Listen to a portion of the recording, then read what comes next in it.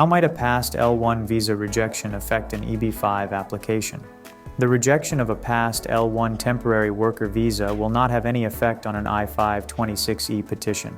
Form I-526E, Immigrant Petition by Regional Center Investor, is processed based on the EB-5 investor's compliance in terms of the minimum investment amount, minimum job creation, and source of funds.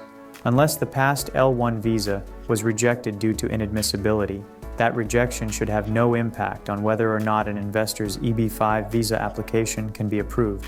Adjudication of Form I-526E. The EB-5 visa program was created to boost the U.S. economy through job creation. Foreign investors must invest a specified minimum amount in a United States Citizenship and Immigration Services (USCIS) approved project.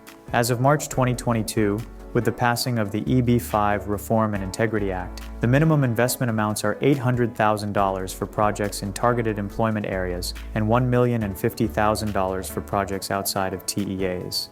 Job creation. In order for a project to meet USCIS requirements, it must create a minimum of 10 jobs. The kinds of jobs that can be counted towards this requirement depend on the type of EB-5 project.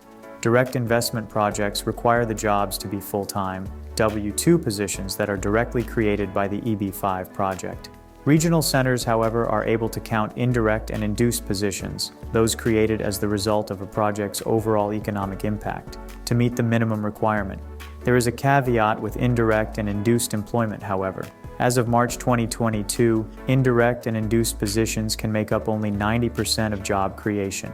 Of those, up to 75% of the jobs can be construction jobs lasting less than 2 years. These are changes brought about by the EB-5 Reform and Integrity Act. Source of funds.